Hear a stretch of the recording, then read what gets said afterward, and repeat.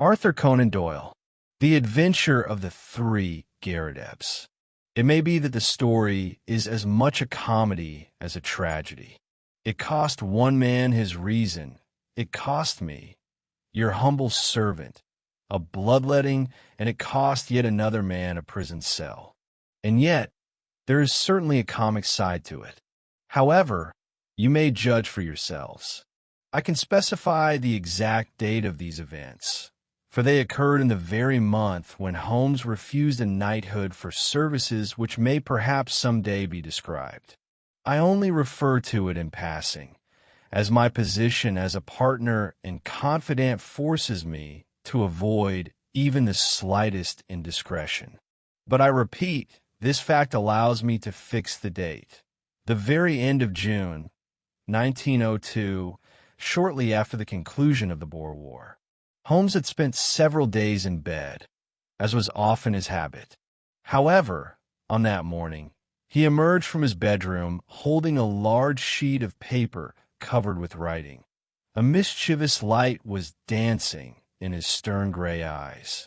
"Watson, you are presented with an opportunity to earn a tidy sum," he said.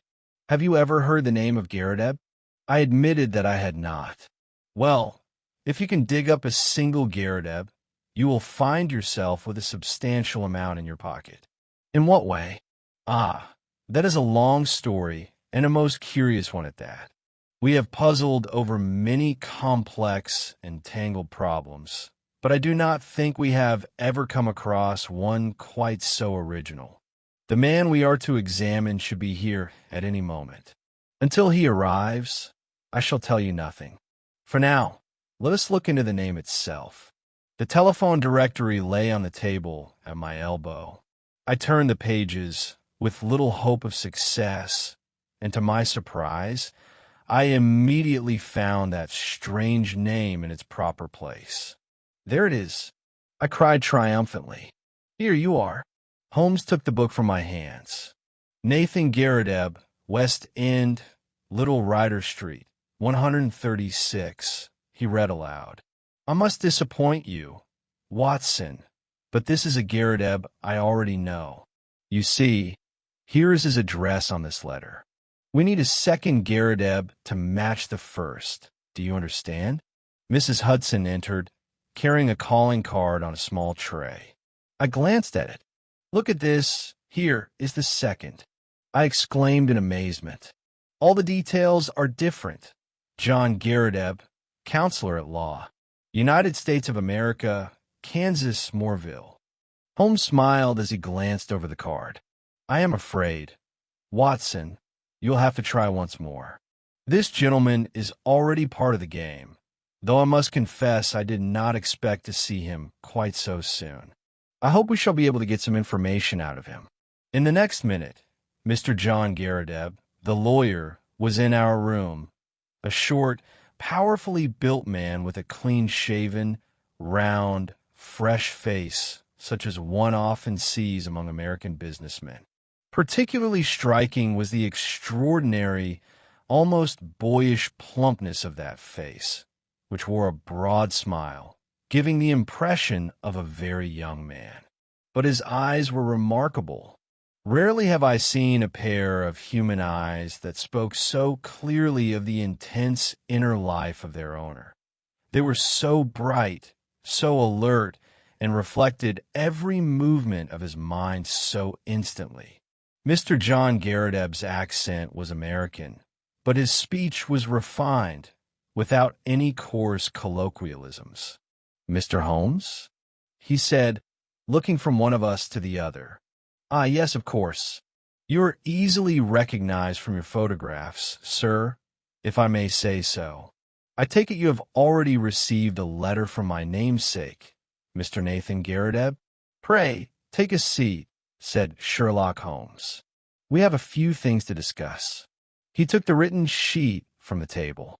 "You are, of course, the Mr. John Garrideb mentioned in the letter, the Mr. John Garrideb from America. But tell me, have you not been in England for quite some time?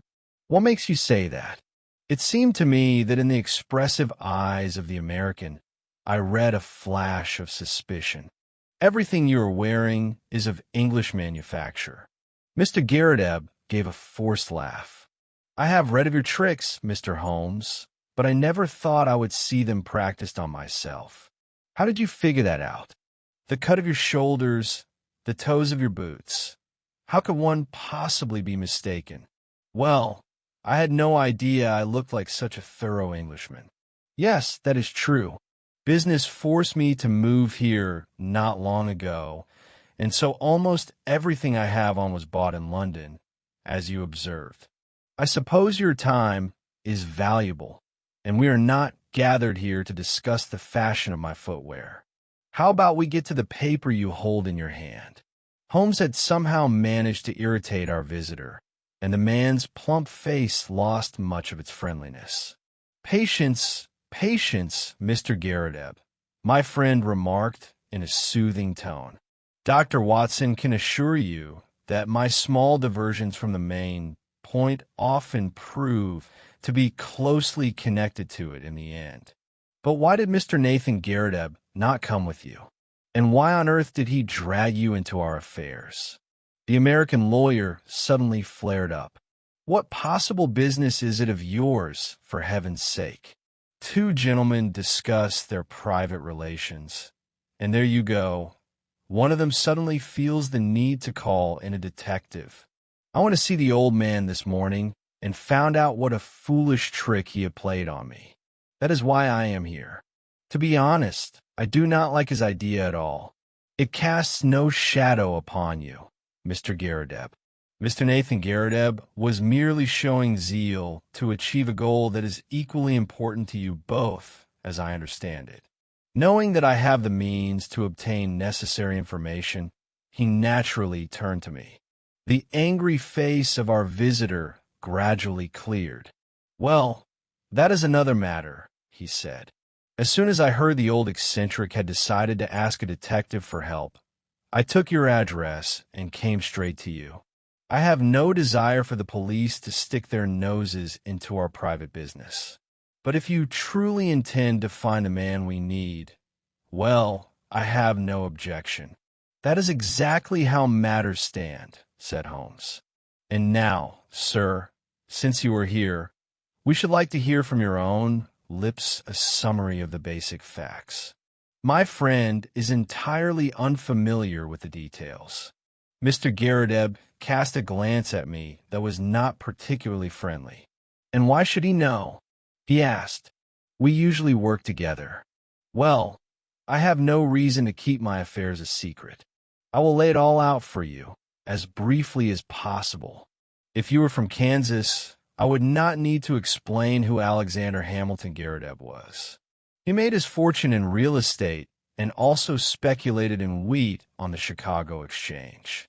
And he spent his money on one thing: buying up land along the banks of the Arkansas River, west of Fort Dodge. He bought so much of it that it would be enough for any of your counties: pastures, timber, farmland, mines, everything capable of bringing dollars to its owner. Alexander Garrideb had no kin or close relatives. At least, I never heard of any. But the old man was absolutely bursting with pride because he had such a peculiar surname. That is what brought us together. At the time, I was practicing law in Topeka, and one day the old man came to see me. How happy he was to meet someone with the same name. It became a real obsession for him, and he decided he must find out at all costs if any other Garridebs existed elsewhere. "Find me just one more," he pleaded. I said I was a busy man and had no time to scour the world hunting for Garridebs. Never mind, he said. "That is exactly what you will do if what I have planned comes to pass." Of course, I thought the old man was just joking, but it turned out there was a very, very deep meaning in his words, as I soon discovered. Not a year had passed when he died, you see, and left a will so strange that nothing like it had ever been registered in Kansas. The old man divided his entire estate into 3 parts and bequeathed one to me on the condition that I find another pair of Garridebs. They would also receive an inheritance, each their own share. That comes out to exactly $5 million a man. But not one of us will see a single cent until all three of us are gathered together. It was so tempting that I gave up my law practice and began searching for Garridebs. There are none in the United States. I combed the country, sir, with a fine-tooth comb, one might say, but I found not a single one. Then I moved to England. And what did I find? In the London telephone directory stands the name Nathan Garrideb. 2 days ago, I went to see him and told him how matters stood. The old man is all alone, like myself. That is, he has relatives somewhere, but they are all women, not a single male. And the will requires 3 men. So, as you see, one place is still vacant. And if you can help us fill it, we are prepared to pay for your services. Well, Watson, Holmes said to me, smiling, did I not tell you that this is a most curious story? I believe, sir, your first step should be to place an advertisement for the search in the newspapers. That has already been done, Mr. Holmes. All in vain. No, indeed, the story is quite singular. Perhaps I shall look into it at my leisure. By the way, it is interesting that you are from Topeka. I once corresponded with a resident there. His name was Dr. Lysander Starr. In 1890, he was the mayor. He was a fine old man, Dr. Starr. His name is still held in high honor among us. Well then, Mr. Holmes, it seems to me we should keep in touch. We shall let you know how our search progresses. I think in a day or two we shall make ourselves known. Having assured us of this, our American acquaintance bowed and departed. Holmes lit his pipe and sat in silence for some time. A strange smile played upon his face. Well, I asked at last. Curious, Watson, exceedingly curious. What exactly? Holmes took the pipe from his mouth. For what purpose did this gentleman spin us such a web of lies? I almost asked him directly. Sometimes a blunt attack is the best tactic, but then I decided to leave him in his pleasant delusion, letting him think he has fooled us.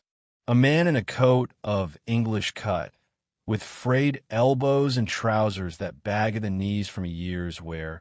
Turns out, if we are to believe the letter and his own statement, to be an American provincial just arrived in England.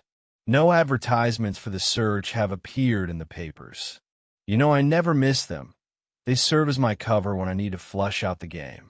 Would I really have missed such a pheasant? And I know of no Dr. Lysander Starr from Topeka.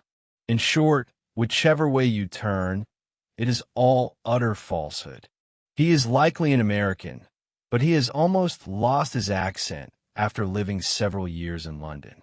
What lies behind all this? And what are the true motives for this absurd search for people named Garrideb?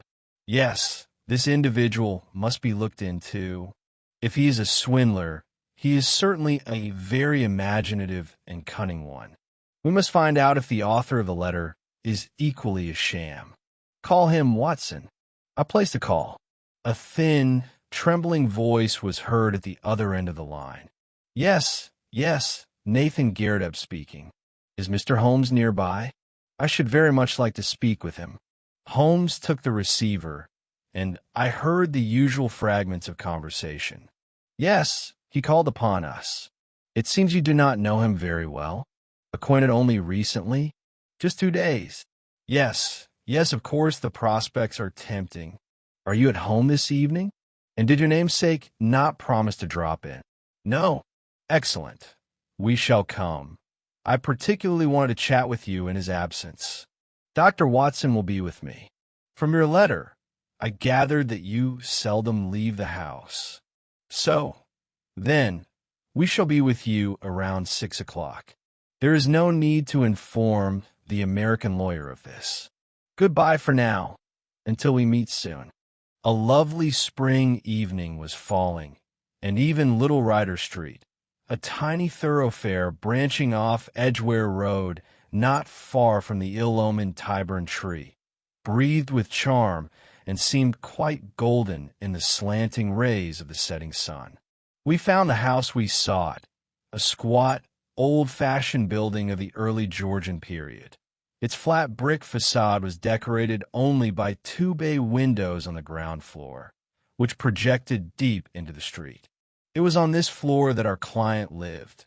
Both these windows, as it turned out, belonged to the vast room where he spent his days.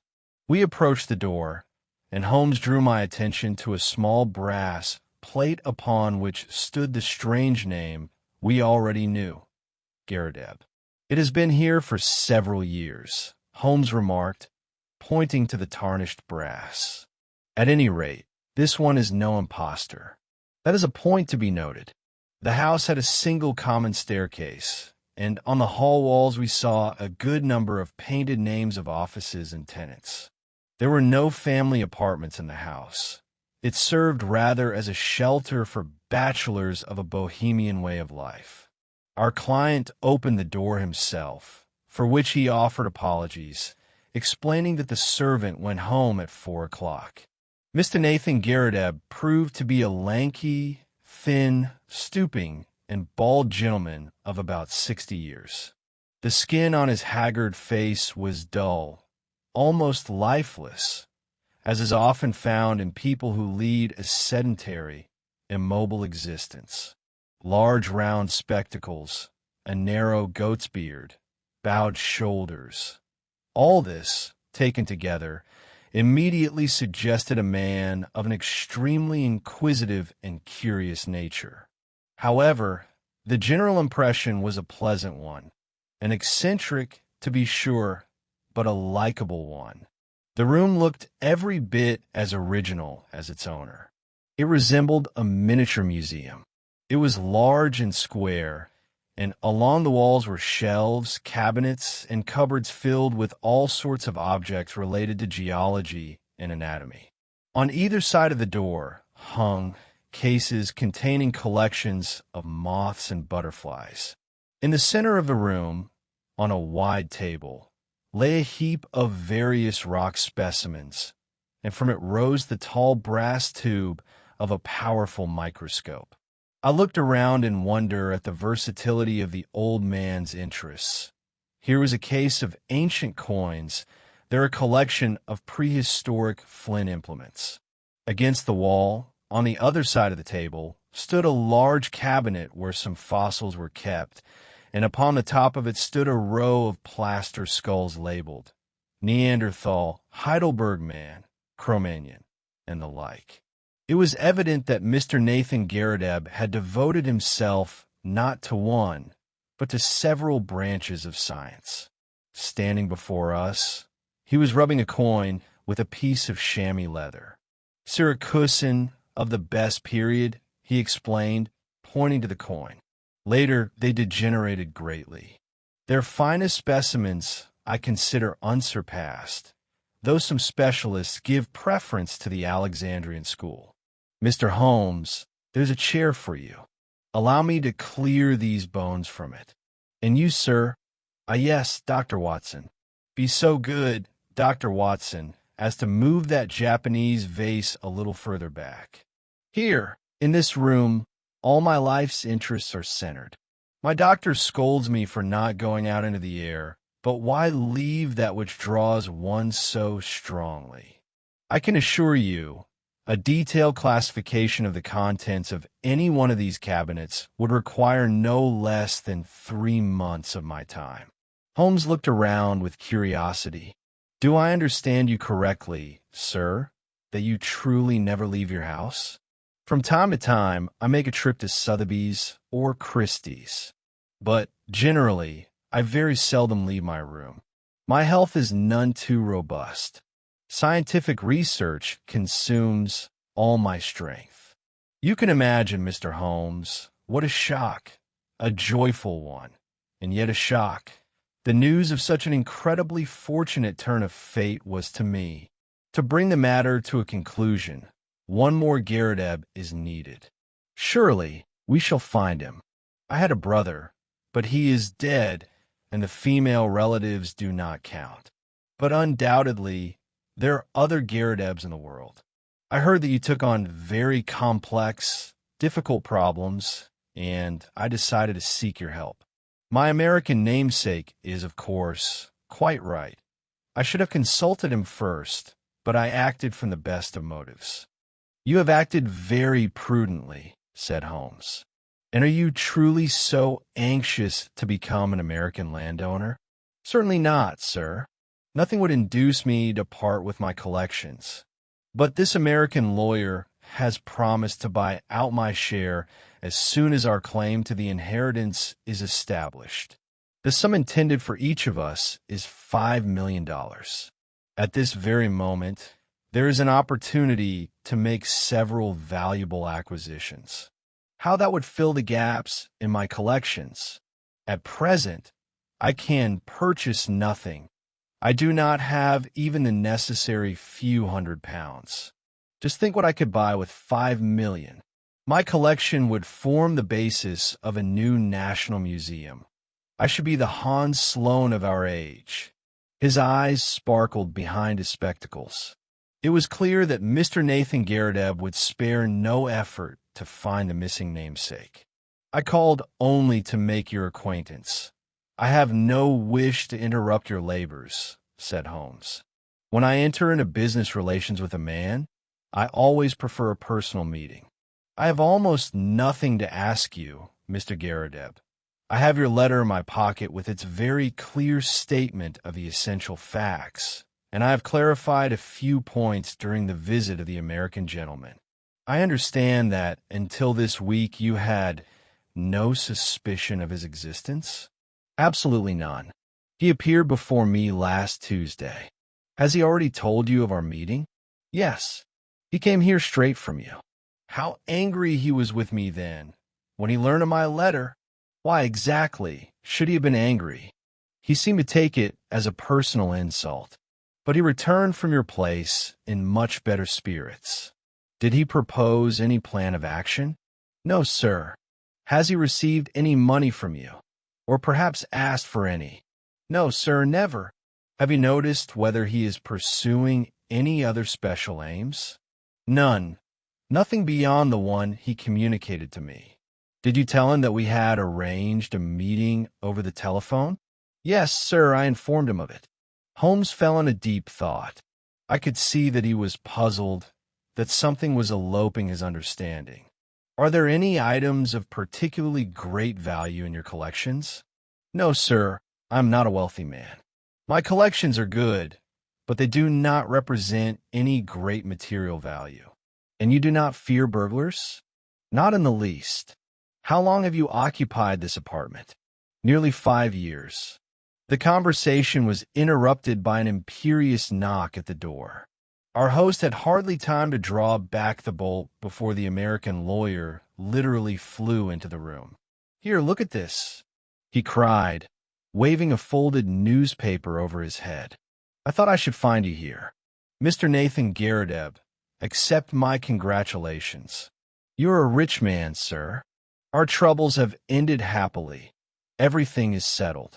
And you, Mr. Holmes, we can only express our regret that you were troubled for nothing. He handed the newspaper to our client.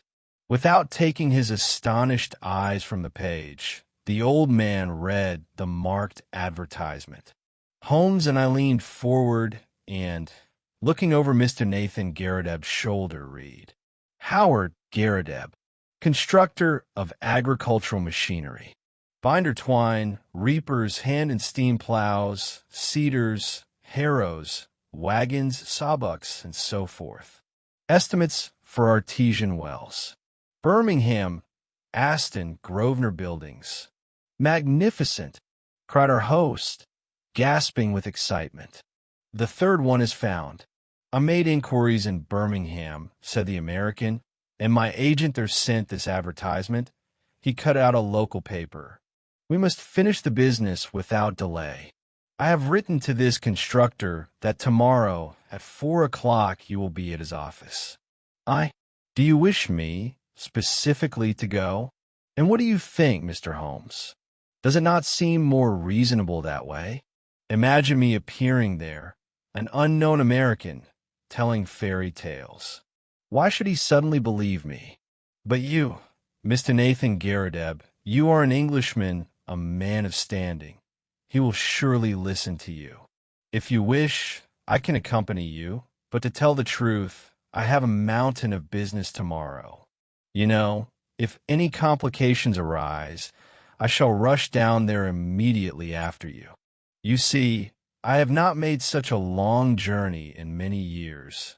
Oh, it is a trifle, Mr. Garrideb. I have worked it all out for you. You take the 12 o'clock train, and you will be there by early after 2. By evening, you can be back home. All that is required of you is to see our namesake, explain the matter to him, and obtain written confirmation that he truly exists. Good heavens, he added with heat, when I think that I have come such a distance, traveling here from the very heart of America, it really is not asking much of you to travel 100 miles to see everything finally settled happily. Quite so, said Holmes. I think this gentleman's reasoning is very sound. Mr. Nathan Garrideb gave a dismal shrug of his shoulders. Well, if you insist, very well, I shall go, he said. Indeed, it is difficult to refuse you anything, you, who have brought the joy of hope into my life. Then it is settled, said Holmes, and at the first opportunity, let me know how the matter progresses. I shall see to that, said the American. Well, I must be going, he added, glancing at his watch. Tomorrow, Mr. Nathan, I shall call for you and see you off on the Birmingham train. Is our way the same, Mr. Holmes? No. In that case, let me say goodbye. By tomorrow evening, you will likely have good news from us. I noticed that as soon as the American had left the room, my friend's face brightened and the look of puzzlement vanished. I should very much like to look over your collections, Mr. Garrideb, said Holmes. In my profession, the most unexpected information may prove useful, and your room is an inexhaustible storehouse of it. Our client beamed with pleasure, his eyes sparkling behind his large spectacles. I have heard much, sir, of your high intelligence, he said. I can show you anything you like right now. Unfortunately, I have no time at the moment, but all the exhibits are labeled and excellently classified. Surely no personal explanations of yours are needed. What if I drop in tomorrow? Do you have any objection if I admire these treasures in your absence? By all means, I beg you. The apartment will, of course, be locked, but I shall leave the key with Mrs. Saunders. She does not leave until 4 o'clock. You will find her below. She will let you in. I happen to be free tomorrow afternoon. It will be very well if you speak to Mrs. Saunders regarding the key. By the way, where is the office of your house agents located? The unexpected question clearly surprised our client. On Edgware Road. But what is the matter? You see, I am something of a specialist in architecture myself, said Holmes, laughing. And I simply cannot decide to which period your house belongs. The reign of Queen Anne, or the somewhat later time of George I? George, undoubtedly. You think so? I should have put it a little earlier. However, that is easily verified. And so, Mr. Garrideb, goodbye. Allow me to wish you a successful journey. The office of the housing agency was nearby, but it proved to be already closed, and Holmes and I made our way back to Baker Street. It was only after dinner that Holmes returned to our subject. This little story is moving toward its climax, he said. You have, of course, already traced its development in your mind. I see neither the beginning nor the end of it. Well, its beginning is already clearly enough outlined, and the end we shall see tomorrow. Did you notice anything strange about that newspaper advertisement? I did. There was a spelling mistake in the word artesian. So you noticed? Congratulations, Watson. You're making progress. It was not a printer's error.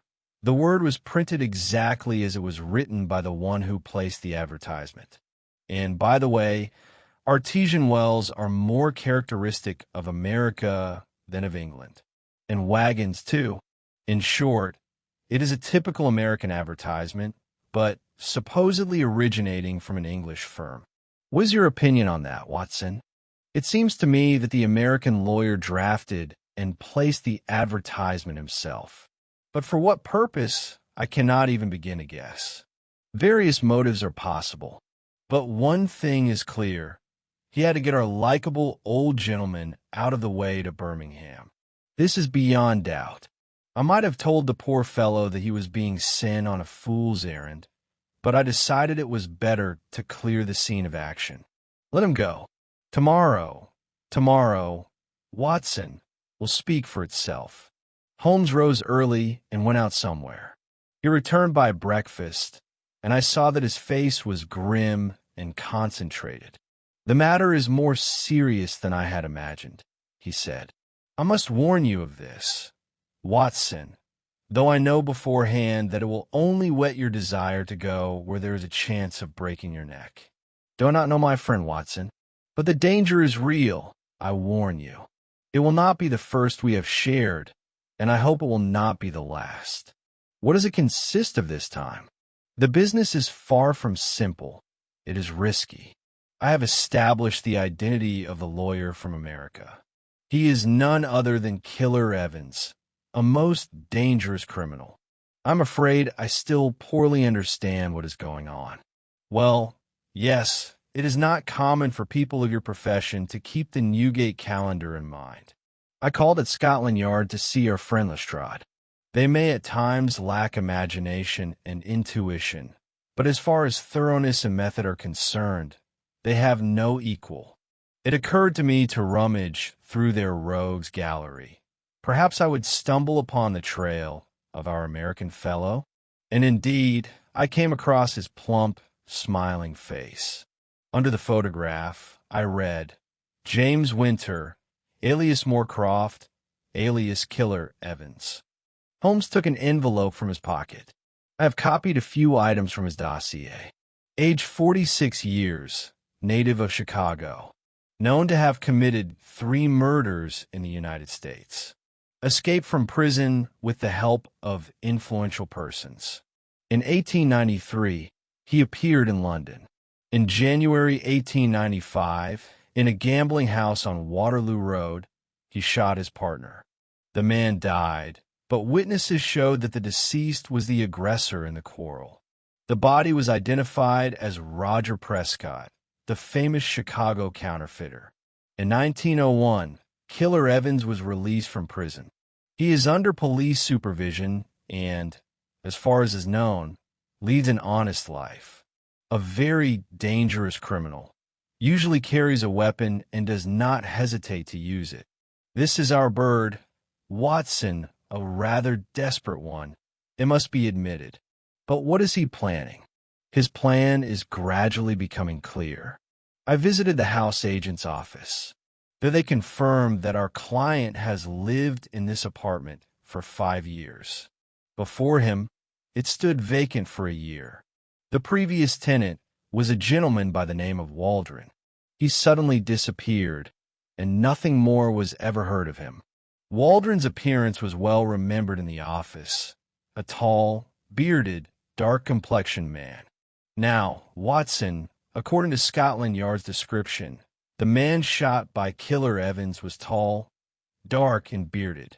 As a working hypothesis, let us assume that it was Prescott, the American criminal, who resided in that room which Mr. Nathan Garridebs, innocent soul, has turned into his museum.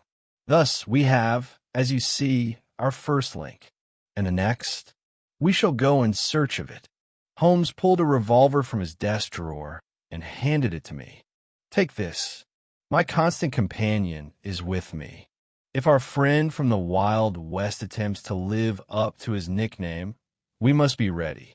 Sleep for an hour, Watson, and then I think it will be time for us to set out for Ryder Street to see what awaits us there. It was exactly 4 o'clock when we found ourselves once more in the curious apartment of Nathan Garrideb. Mrs. Saunders, the daily charwoman, was just about to leave, but she let us in without hesitation. The door lock snapped shut automatically, and Holmes promised that he would check the door before leaving and that everything would be in order. Shortly thereafter, we heard the front door slam. Through the window, we saw Mrs. Saunders' hat pass by. Now, there was no one left on the ground floor but ourselves. Holmes quickly inspected the premises. In a dark corner, a little distance from the wall, stood a wardrobe. We hid behind it. Holmes whispered his plan of action to me. It is quite clear that it was essential for him to get our worthy client out of the way. But since the old man never leaves his house, the American lawyer had to invent a pretext. This whole fairy tale about the 3 Garridebs was obviously designed for that purpose alone. I must say, Watson, it shows a positively devilish ingenuity, even if the tenant's unusual name gave him an unexpected trump card. He worked out his plan with extreme cunning. But why did he need all this? That is what we are sitting here to find out.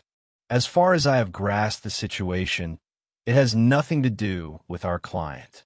There is something here connected to the man Evans shot. Perhaps they were accomplices. This room holds some criminal secret. At first, I suspected that our venerable friend had something of great significance in his collection, the value of which he himself did not know, something worthy of a swindler's attention. But the fact that the late Roger Prescott once occupied these very premises points to other, deeper reasons. And now, Watson, let us be patient and wait until the decisive hour strikes. We did not have to wait long. We froze as we heard the front door open and immediately slammed shut. A key clicked in the door leading into the room, and our American appeared. Quietly closing the door behind him, he scanned the surroundings with a sharp gaze and, satisfied that there was no danger, threw off his overcoat and walked straight to the table in the center of the room. He moved confidently, like a man who knew exactly what he had to do. Moving the table aside and pulling back the rug beneath it, he took a crowbar from his pocket, knelt down, and began to work vigorously upon the floor. Soon we heard the boards crack, and a square hole appeared in the flooring. Killer Evans struck a match, lit a candle stub, and vanished from sight. Now was our time to act. Holmes gave a signal, lightly touching my hand, and we crept toward the open trapdoor. No matter how cautiously we moved, the old boards must have creaked beneath our feet. The American's head suddenly emerged from the black hole. He turned toward us, and his face was distorted with impotent rage. But gradually it softened, and a sort of sheepish smile appeared as he saw the 2 revolver barrels pointed at his head. "Well, all right," he said with complete coolness and began to climb out. "It seems I am no match for you, Mr. Holmes. You saw through my whole maneuver right away and made a fool of me. Well, I admit, sir, you've won, and since that's the case." In the blink of an eye, he whipped a revolver from his breast and fired twice. I felt a searing heat in my thigh, as if a red-hot iron had been pressed against it. There was a dull thud. Holmes had brought his own revolver down upon the bandit's skull. I saw dimly that Evans lay sprawled on the floor with blood streaming down his face, while Holmes felt him over for weapons. Then I felt the strong, steel-like hands of my friend pick me up. He carried me to a chair. "You are not hurt, Watson? For God's sake, say you are not hurt." Yes, it was worth being wounded, and even more than once, to know the depth of care and love that lay hidden behind my friend's cold mask. His clear, hard eyes dimmed for a moment, and his firm lips trembled. For one single instant, I felt that he was not only a great brain, but a great heart. That moment of soul revelation rewarded me for long years of humble and devoted service. It's nothing, Holmes. A mere scratch. With a penknife, he slit my trousers from top to bottom. Yes, indeed, thank God, he cried with a deep sigh of relief. It is quite superficial. Then his face grew hard. He cast a fierce look at our prisoner, who had sat up and was staring dazed before him. It's lucky for you, you scoundrel, for I swear, if you had killed Watson, you would not have left this room alive. Now, sir, what have you to say for yourself? But the man had nothing to say in his own defense. He lay there, scowling. I leaned on Holmes's shoulder, and together we peered into the cellar hidden beneath the trapdoor. The candle that Evans had taken with him was still burning below. Our eyes fell upon a rusted machine, thick rolls of paper, and a great pile of bottles. On a small table, we saw several neatly arranged little stacks of paper. A printing press. A counterfeiter's entire arsenal, said Holmes. Yes, sir, our prisoner muttered. Slowly, and with some difficulty, he struggled to his feet and immediately sank into a chair. The greatest artist London ever knew worked here. That is his press, and those stacks on the table are 2,000 of Prescott's notes. Each is for £100 and good for use anywhere. Well, take it all, gentlemen. It's all yours. Only let me go. Holmes laughed. We do not do business that way. No, Mr. Evans, there is no hiding place for you in England. The murder of Prescott, was that your doing? Yes, sir, I finished him, that's true. Well, I did 5 years for it, and it was he who started the row. 5 years. I ought to have been given a medal the size of a soup plate. Not a living soul could tell one of Prescott's notes from those issued by the Bank of England. And if I hadn't ended the fellow, he would have flooded all London with his paper. No one else in the world knew where he made them. Is it any wonder I was keen to get to this spot? And when I found out that this crazy bug hunter was sitting right on top of the stash and never poked his nose out of the room, is it any wonder I went to such lengths to think of a way to get him out of the house? Perhaps it would have been wiser to finish the old man, and that would have been that. But I'm that kind of man. I have a soft heart, and I cannot shoot an unarmed person. But tell me, Mr. Holmes, on what grounds do you think you can send me to trial?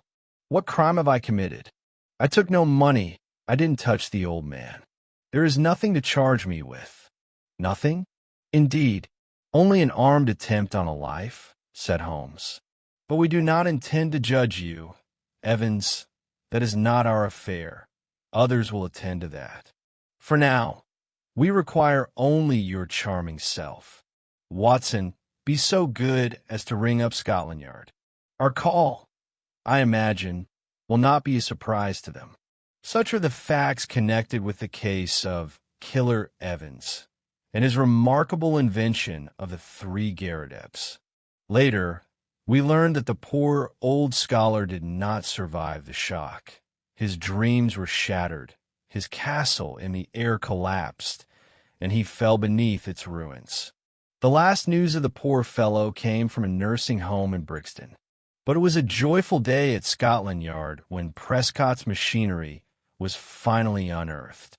Although the police knew it existed somewhere, they had been unable to find it after the counterfeiter's death, no matter how they searched. Evans had indeed performed a great service and allowed many worthy gentlemen in the Criminal Investigation Department to sleep more soundly. For a counterfeiter is a very special danger to society. Everyone at Scotland Yard would have gladly contributed toward a medal the size of a soup plate, of which the American lawyer had spoken, but the ungrateful judges held a less desirable view, and Killer Evans returned once more to the world of shadows from which he had only just emerged.